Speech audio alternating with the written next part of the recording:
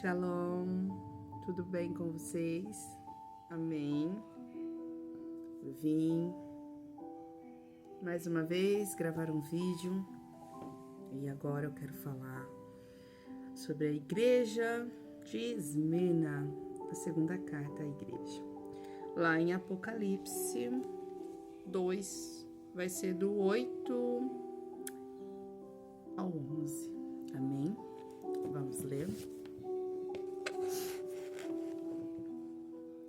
Ao anjo da igreja em Esmirna, escreve: aquele que é o primeiro e o último, que foi morto e ressuscitado, faz as seguintes afirmações: conheço tuas aflições e a tua pobreza, contudo, tu és rico. Conheço a blasfêmia dos que se dizem judeus, mas não são, pelo contrário, são sinagoga de Satanás.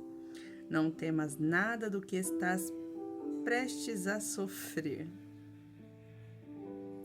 Eis que o diabo está para lançar alguns de vós na prisão, a fim de que sejais provados, e sofrereis perseguição durante 10 dias. Sê fiel até a morte, se for necessário, e eu te darei a coroa da vida. Aquele que tem ouvidos, compreenda o que o Espírito revela às igrejas. O vencedor, de maneira alguma, sofrerá a punição da segunda morte.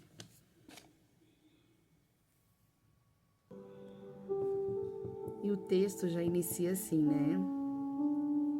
Aquele que é o primeiro e o último. Aquele que foi morto e ressuscitado. Esse vos fala. Olha que lindo. Eu sei as suas aflições. E o Senhor novamente vem lembrar a Esmirna que ele conhece. Eu sei as suas aflições. Eu conheço tudo que você tem passado.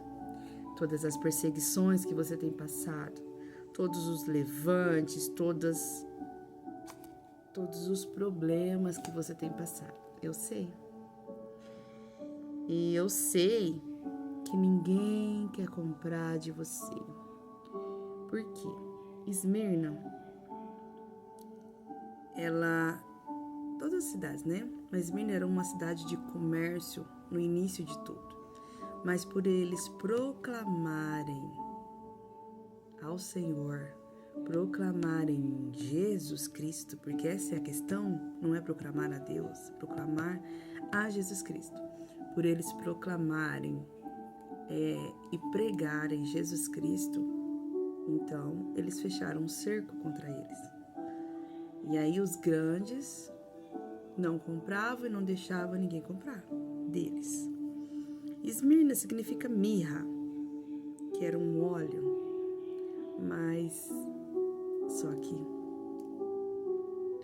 eles não podiam vender porque as pessoas não compravam pelo nome de Jesus. E por isso eles eram uma cidade que passava por muitas dificuldades, uma das mais pobres que tinha na época. E aí ele fala para eles: conheço as tuas aflições e a tua pobreza, contudo tu és rico. Por quê? Por que o Senhor Jesus falou para aquele povo: vocês são ricos, gente? Por quê? Vocês lembram da primeira carta? Vocês perderam o primeiro amor. Mas Esmirna não perdeu o primeiro amor. Eles estavam ali, a prioridade deles era Jesus Cristo. Então, por isso, eles eram ricos. Porque eles estavam no primeiro amor. Porque eles criam, pertenciam, participavam do que Jesus lhes ensinaram. Do que Paulo nos ensinara, né? Através dos ensinamentos que ele teve, né? Conheceram Jesus, mas eles creram E ali está a fé. E aí, ele fala também: conheço a blasfêmia dos que se dizem judeus, mas não são. Porque falaram que eram judeus. Os judeus são pessoas que estão sempre ajudando o próximo, né? Estar naquela benfeitoria, naquela pregação de que Deus é isso, Deus é aquilo, e a gente tem que ser assim. Mas cadê a real, a verdade sobre o que eles pregavam? E eu conheço a blasfêmia dos que se dizem judeus, mas não são. Pelo contrário, são sinagoga de Satanás. Olha Jesus, olha que forte. Esmirna, esse povo aí, ó, que se dizem judeus, que dizem que faz as coisas em nome de Deus, mas eles estão mais para a sinagoga, para a casa de Satanás. O que é uma casa de Satanás? É um lugar onde Satanás habita e faz o que quer, né? Continuando. E aí, Jesus fala: não temas nada do que está para sofrer. Quer dizer, vocês acham que a situação está difícil? Vocês são ricos, aflições que vocês têm passado, as perseguições, está difícil, mas vocês são ricos. Parece que é pobre, mas são ricos. Mas não precisa temer. Por quê? Porque está prestes a sofrer mais do que sofreu até agora. Meu Deus, a gente ri, mas a vontade de chorar é grande. E aí ele fala assim: eis que o diabo, por quê? O povo judeu é que já estava decretado, esses falsos judeus, né, na verdade, sinagoga de Satanás, estava para lançar alguns de vós na prisão. Então não ia ser todo mundo, alguns ia estar na prisão, a fim de que sejais provados. Então Satanás vai te lançar na prisão, e aí você vai ter uma provação, vai durar 10 dias, né? Mas é para ser fiel até a morte. Quer dizer, pode ser que um de vocês morra, então seja fiel até o fim. Pode ser que alguns de vocês não morram, mas o fim, se o seu fim não é agora, o seu fim pode ser o ano que vem. O seu fim pode ser em outra época. Então, seja fiel até a morte, porque a gente não sabe o momento da morte. Seja fiel até a morte. E eu, Jesus, te darei a coroa da vida. E aí ele fala assim: aquele que tem ouvidos, ouça e compreenda o que o Espírito revela às igrejas. Porque o vencedor de tantas lutas, aflições, guerras,